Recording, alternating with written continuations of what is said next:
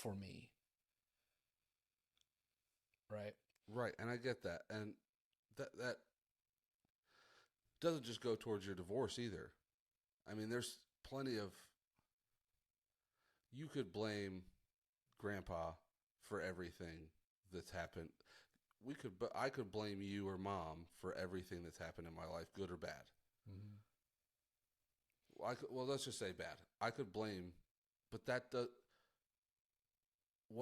the biggest thing I've learned recently is that you can only do your, especially when it comes to parenting, is that you can only do your best. Mm-hmm. And unfortunately, until the last few years, your and my toolboxes were basically empty when it comes to that type of stuff. Well, we had one or two tools, right? Humor and Right. anger. But and we how come we have the same tools? But uh, it's just I see a lot of that nowadays. Is oh, I have this trauma from my parents. Mm-hmm. You have trauma from your parents, but you can't. And I'm not saying no parents are at fault, but my parents, I know you guys both did the best you could for us, and all my shortcomings are not your fault. It's just shortcomings. Not everything has to be given blame. Just like you said, people want to take sides. There's not a need to take a side. Mm-hmm. Not every divorce is because this person did this or this person did that. People grow apart, people change, people find reasons that they're not compatible anymore. Now, here's something we haven't talked about on the podcast yet, and it's going to be this might be the time I cry, but I don't think it will be, but because it has a happy ending. But a few years ago, Ash and I were not even sleeping in the same room. Mm-hmm. Now, we told the children that was because I snored too loud, but that was just because her and I didn't know where we were. She didn't know where she was. I had lost my way. So we found a solution that we could try to work through things, but still, keep things together. And now I'm almost happy it happened because we are happier now than we've ever been. Mm-hmm. But I don't think we would have the respect for each other or be able to see where the other one's coming from if we hadn't had that rough patch in our marriage. And now, sometimes you gotta till the soil to get the good crops to grow. And that was our barren tilling the soil part. But it's just crazy because it wasn't can't blame her or me or it was just it's what happens sometimes. And luckily for me, we were able to come back and find each other, but it could have gone the other way, and I I wouldn't have had any resentment towards her, and she's but I just the definitiveness of this era of that we live in, the black and white of everything is just it's just non-existent really. People have made that up. There's no black and white in this world. And everybody has reasons that they've done things and everybody has reasons that things have happened, but we got to stop assigning blame to everything. Because if you're blaming something, then you can't let it go. Well, yeah, you're still holding on to the situation, um, and having for for me to have emotionally, we need to have boundaries to where we don't let people get into where they start messing with them. And the stuff that I've been through the last year, it's crazy because you think at my age everything would be settling down, but Right. and it's probably how I'm dealing with things because I don't want to settle down. But That sounds about right. there's there's a process, like people talk about retiring and they talk about boredom, and I just of course, seeing it military and in chiropractic for 30 years, the odd thing is when people retire, I think they stop moving as much. Not everybody, right? There's some people that Right. are great retirees. I mean, they can't stop them. But then when we slow down that much, or for me at least, when I slow down that much, my brain starts kicking in, and then Right. scenarios and situations, and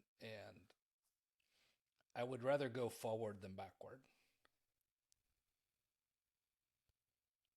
And Yeah, I think that's where when we I get talk that. about, and you know, I'm not a big proponent of vulnerable, because it's been put into a situation where a lot of times it means show your weakness to be strong. And I like the word honesty better. Show your honestness, your honesty, and that's the strength to tell the truth, or to tell, and not just to people but to yourself, right? Right. But having a boundary, like if I'd have kept trying on the old jeans, would have been the boundary, right? And I Right. could have taken care of it before it got to where I didn't feel comfortable in those jeans or in my emotions, right? So the boundaries, Right. even though we're talking about the stretching of the emotions, which is good to have some room to grow, not in weight, but we also need to have those boundaries where we know this is this is only where I'm going to let you in. And it's not Right. a weakness to do that. That's a strength. And it's also okay to make your own way, or to take your space and to honor it, right? Because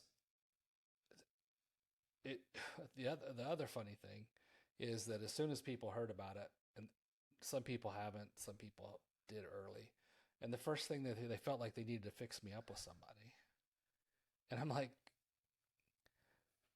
it's a process for me to unwind the emotions and the love that I have, still have, for her. Right. I'm not going to jump into something else without being healed for me, if that Right. makes Right. sense.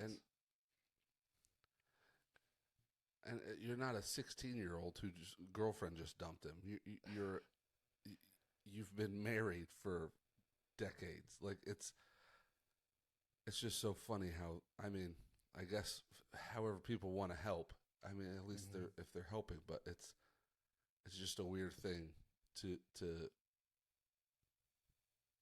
to be the first thought in your head is like, "Oh, hey, I have another lady that you can why would I want that right now?" Right. And I mean, even But it's a actually year today, when the process started. But I think, and we talked about this last week, about people trying. I think it was last week. People not knowing what to say, so they just say something. right. And when I when I look at him and I just smile and I said, you know, it's a different process I'm going through than what you're used to, right? And we Right. could do that with our emotions. You know, somebody says, "Well, I bet that really makes you mad." And I said, "Well, it doesn't. Not the divorce thing, but another situation. Say somebody comes up and slaps you in the face or whatever. You say, "I bet that really made you mad," and you'd be like, "Well, yeah, it did, but I have a process that I go through that allows me to deal with it in a different manner, not Right. just Yeah. And slapping the person back, but." And I which think that's sometimes might be the proper thing to do. and that's I think that's when we start hitting the emotional maturity or emotional quotient, as they call it, goes up because we go more into action versus reaction, and it's honoring Right. that honesty or that strength that we have that we can do that. So, and we've, we talked about reaching out to people and not feeling like, even if I told somebody now about an emotion that I had, I heard them talking about it or they made fun of it, I would feel sorry for them versus that irritating me. Right. Yeah, and that's your growth. That is your EQ going up because it's just like people say you can't tell someone how to grieve. Some people make jokes. Some people do. There's a whole big bundle of emotions you feel when somebody dies, but it's the same thing. You make that choice every time somebody there's an action against you. So it's like you handle it one way, people have to respect that.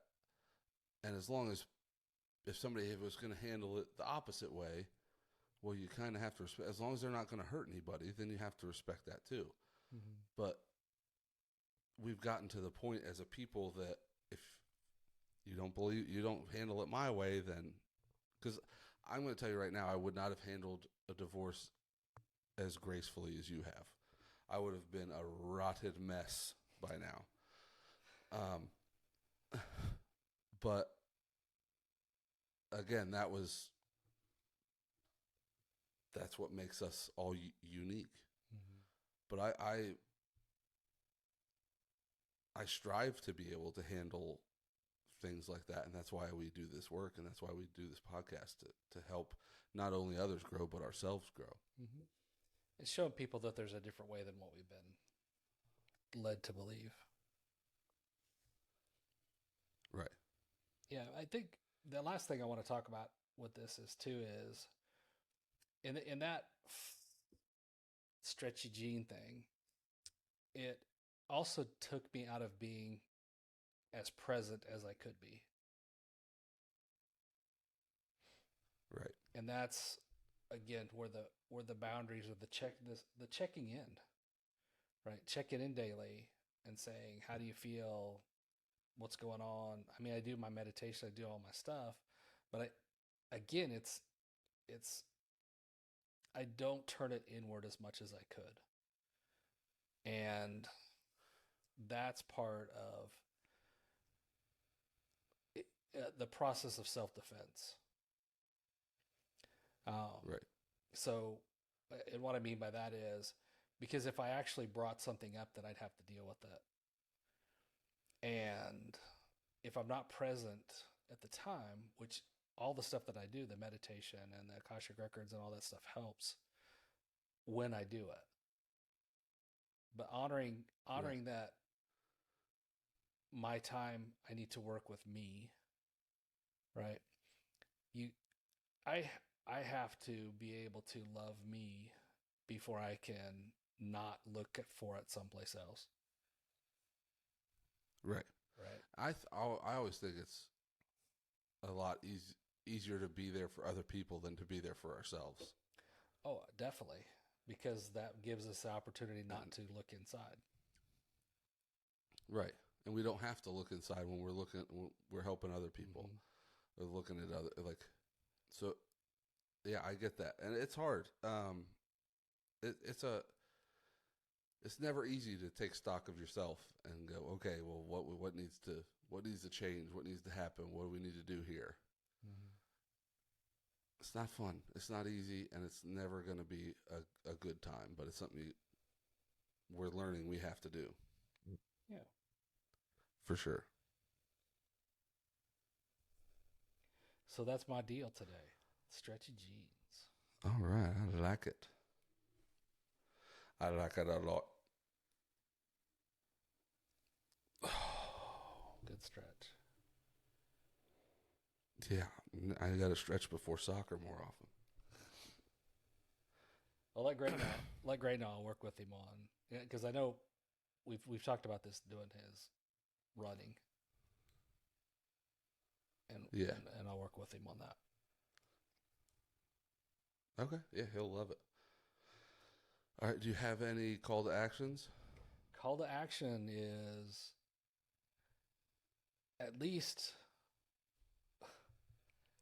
once a week, try on your regular jeans. Make sure that the stretchy jeans aren't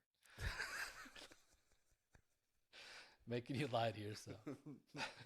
Make sure those stretchy jeans aren't fooling you. That's right. How about you? Mine's going to be check in with someone. And that someone is yourself. I like it. I love it. It's a hard one, but just remember, You are not broken, and you're not alone. deuces. We love you guys. Peace out. Do they still say that? If you could see you, if you could see you.